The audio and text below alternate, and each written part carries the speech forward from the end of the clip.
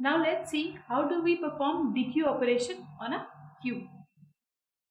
So what happens in a dequeue operation is we remove an element from the queue and we return the removed element.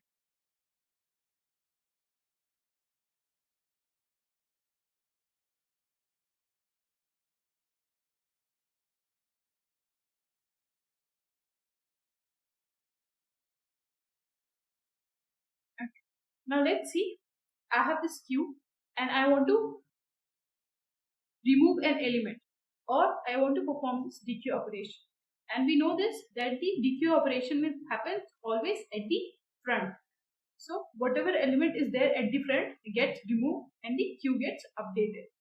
So what happens is, in case I have to remove this particular element, I will have some temp variable maybe, which will have this particular element, the value that is at this particular index, let's say front. So we can say this is queue front, and we return this temp and we increment our front to point to this particular element. So let's say I have again, let's say we have a global index, global array, int q, and I have 5 elements, and we have front and rear. So as we have seen in the NQ section that we initialize this to -1, and as we do the insertion or NQ operation, front as well as rear gets updated. So let's say I've done the insertions and my rear is pointing to the last element, which is index 4, and my front is pointing to the first element, which is index 0. So let's say I have to perform the dequeue operation. The return type will be an int because I'll be returning the removed element, and since we are storing integer in the queue, so the return type will be int. So I do this in dequeue. Okay. So the very first thing that we do before we perform the dequeue operation is we check whether the queue is empty or not. So I will keep this check here. I will write this code, but before that, let's see what happens when we delete an element. So what happens is, let's say this is the if condition. I will put the condition here, and if it is element this particular queue is empty, I simply print that the queue is empty. Obviously, we cannot remove an element from an empty queue. That will give us error, and I simply return int min. Now I will go to this condition, but before that we have to discuss that what do we do when we remove an element from the queue. So what is the thing that we have to do? So let's say I have int temp, which stores the dequeued element or the element that got removed. So it will be queue of front. Okay.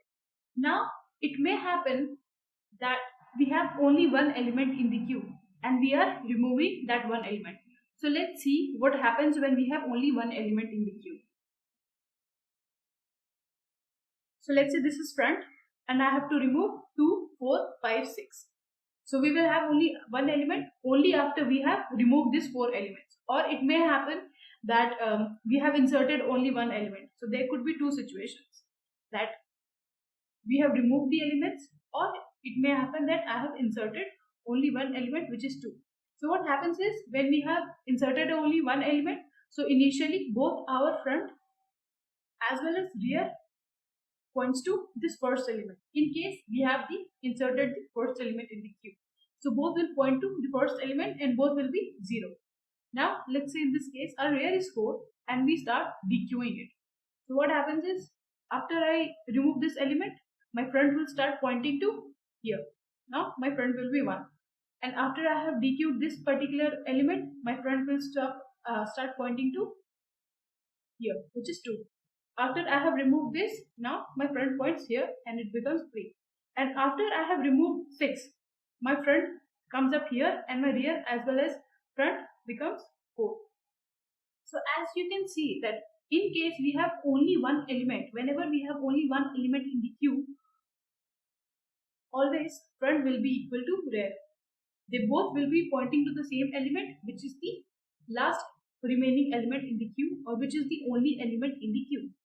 So what do we do in the case we are removing the only element present in the queue?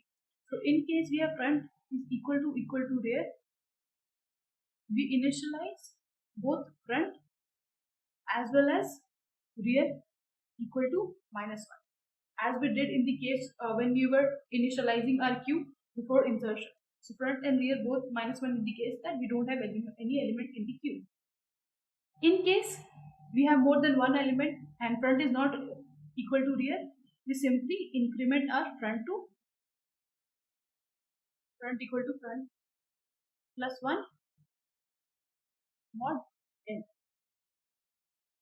which is 5 in this case. N is the maximum number of elements in the queue. And after we have done this operation, we simply return temp. Temp is the number that we have popped out. Now, so as you can see that in case, let's say two cases arise. One is that we haven't inserted any element in the queue. In that case also our front will be equivalent to -1, and it may happen that I had inserted elements and I have removed all the elements from the queue. In that case also we are initializing front as -1. So in case I want to dequeue from the queue and I want to check whether the queue is empty or not, I can do that using if front is equal to -1. If front is equal to -1, which means the queue is empty. So before removing an element from the queue, I always have to keep this check that the queue is empty. And what is the time complexity for removing the element? For removing each element from the queue, for each dequeue operation, the time complexity is constant, which is order of 1. This is the dequeue operation.